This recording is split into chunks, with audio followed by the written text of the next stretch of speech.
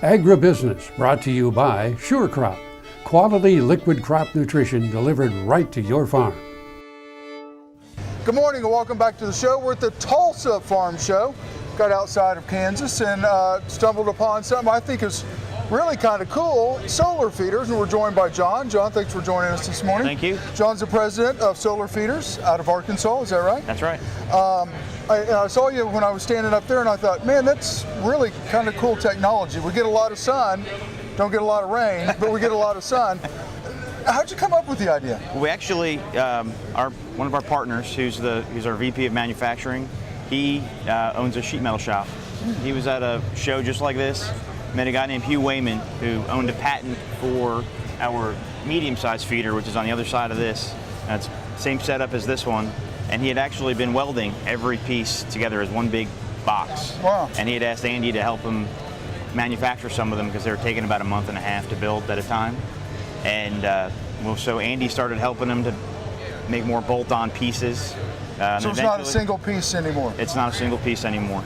And Andy Galback, who's our VP of manufacturing, can make anything with metal. He did a lot of improvements to it. And then over time, we decided we were going to buy the patent from him. So for about the last 3 years, we've owned the patent and we've commercialized it, marketed a little better, been at shows like this, met people like yourself. And it's real simple technology. It's not something that's real complicated. It's a solar panel, charges a 12-volt battery system. The battery then runs a little motor, little alternator type motor underneath the machine. Then that motor runs a spinner that sits at the bottom of a hopper, just like you'd see in a deer feeder. And you have a deer timer that runs up to 6 intervals a day. Okay. So for each interval, you can run it for 20 seconds. We have a lot of customers.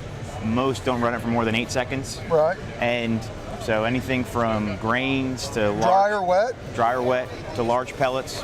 I would just say don't put 100% corn silage in one of these things. It's just going to turn into a brick after a while. But any mix of molasses or anything like that, we can also put vibrating attachments onto it. So right next to your timer, you'll see a little switch.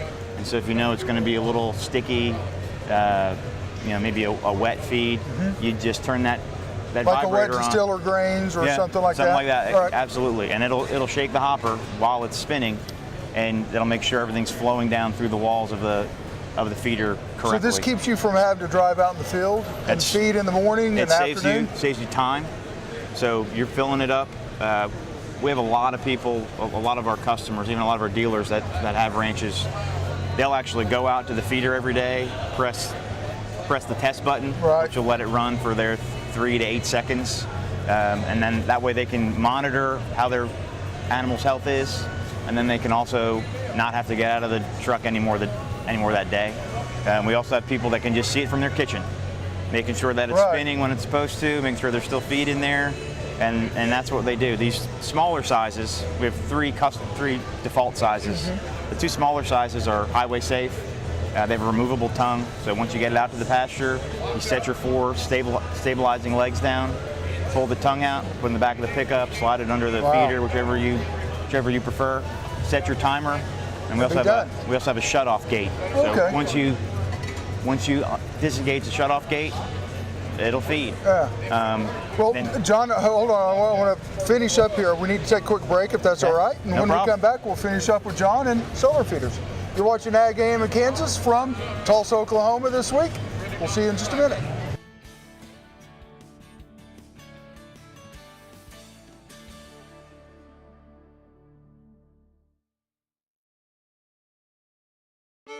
AgriBusiness brought to you by Kansas Soybean Commission, the Soybean Checkoff, progress powered by Kansas farmers.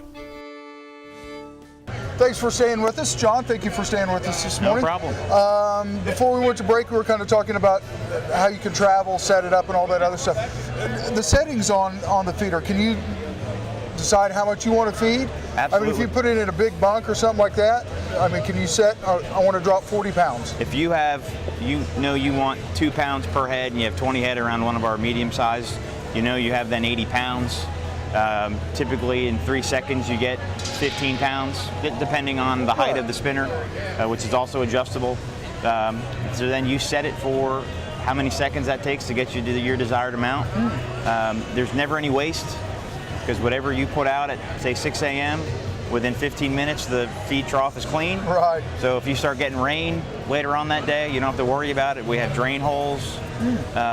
So weather's not a problem. You'll notice our doors here, they're designed so that no water can get inside the hopper. And you're not wasting anything. So they just come up and feed right out like a Right bond, here. like a standing bond. Absolutely, Okay. absolutely. And you'll notice too that the opening here is just enough to get the feed through, so Right. you're not going to get squirrels or any kind of critters getting up in there, and that's pretty much it. So there's no waste, you're saving time, and saving money. Well, I'm assuming farmers like this, for the ease, what about the cost? Are we going to save costs in the long run, or are we going to save costs up on the front side? Most of our dealers are customers first. They typically say it takes about 2 years to pay for itself. Sometimes less than that, depending on how often you're using it, whether you're using it throughout the year or just in certain times of the year. But typically it takes about 2 years to pay for itself. What's the next step for this? The next step is this one is our smallest version. And we have another one that has a little smaller tires that you use for goat feeding, and it has a shield that comes on so your goats can't get on the feeding tray. Right. And then we have another one that's it's just the same setup, it's just a little bit larger, holds 2,500 pounds. You put two of those together, you have our 6,000 pound model. The next step is just bigger.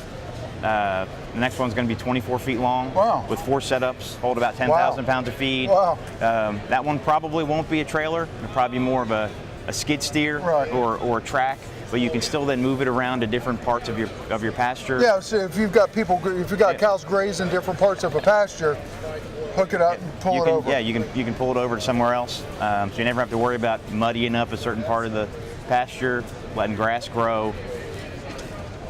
More hay. Dealers in Kansas, we're on in Kansas, and we've got a lot of people who We have watch a us. dealer named Eddie Pack. He's Okay. in Coweta, Oklahoma. It's about 30 miles south of here. Okay. And he's your dealer. Anybody else that wants to become a dealer, just give us a call. Okay, website. Someone wants to come and learn more about solar feeding. It's really cool technology. Solarfeeders.com. Okay. Or you can just call our main number, which is 479-646-7123. Okay. And you'll probably get me on the phone. So I'll be happy to answer any questions. And the last thing about this is, these are all designed because we know nobody likes picking up the phone and calling to have somebody come Right. fix something for you, because you don't want to wait, just like the cable company says, to be there Right, between right, 8 a.m. and 5 right. p.m. Everything on here you can access and fix yourself. Every piece, every part you can get at your local feed store, Wow. co-op, Okay. even like Academy Sports, which we have in Fort Smith, where Right. we are. Any of those things, any of just those find it pieces, you anywhere. can get it there. It's a 12-volt battery, it's a deer timer, and it's a simple alternator motor. Perfect. John, thank you for your time. Thank It's very you. nice to meet Appreciate you. It's it. really cool technology. Thank you.